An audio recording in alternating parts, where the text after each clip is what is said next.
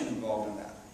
So what you do, sure, you start with some kind of a premise, some kind of a beginning point, most obvious starting point, and what's the next most logical step. But then you engage in that process, and there needs to be a dialogue with the design. So there's a give and take, and you're making a lot of choices along the way. So, and that's where, you know, you make all these little choices of different forks in the road and decisions that are different from everybody else, and that adds up to a creative solution. And it ends up someplace that you never knew that you were going to end up with, because the solution has come out of that process as well as what you had at the beginning of the process. So the dialogue with the design is very important, and it's a matter of being attentive and really binding mind, eye, and hand at the same time, and nurturing it along and being ready for surprises and capitalizing on them in the right way and so forth. One of the other things about that is that I've also suggested that with that process, when a student gets to a stage of satisfactory completion, you know, you get to a point where you don't know what to do next, and it seems fine, it's solving the problem, client or professor is satisfied with it, and so forth. That's when the stuff hits the fan. That's when you can, if you have more time, that's when you really dig in, because to some extent up to that point, you've been repeating yourself, or you're doing the obvious. And if you push beyond that point, break beyond that, that's when some epiphany may happen. And with a student, once they experience that little breakthrough, it may be a very subtle thing that nobody else would notice, but it energizes the student. Once they encounter that, then they're less likely to be satisfied with just the kind of the easy, satisfactory solution. Everything should be pushed beyond. So when you hit that point, don't know what to do next, that's when you get busy. That's when you get serious about it, students.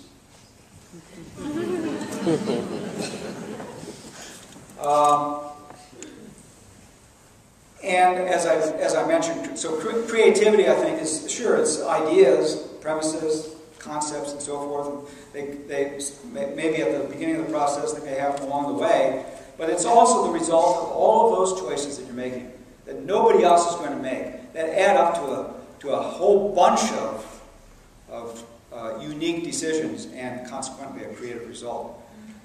Now, that means that you don't try to be creative. You just do the job seriously, thoughtfully, engagingly, experiment, make decisions, move it forward.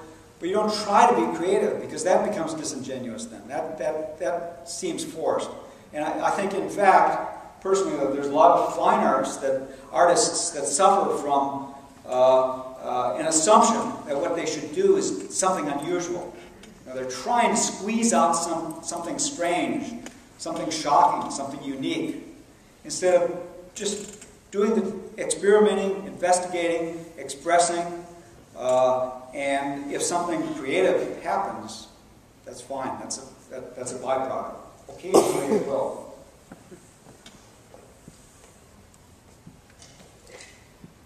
So you don't force it, but you certainly nurture it. Next.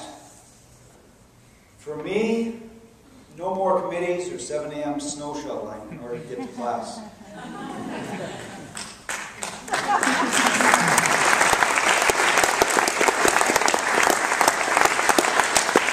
I do expect to do some creative work, hopefully publish a book, and I recently designed the concept for our new house.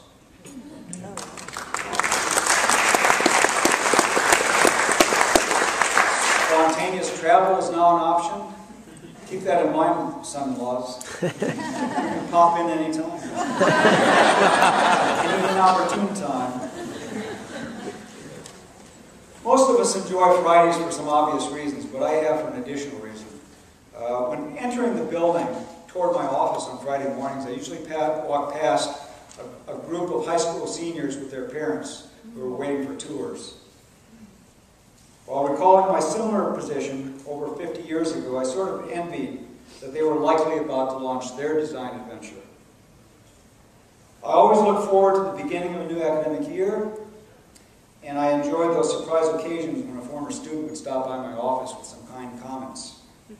I suspect that I will miss a few such things.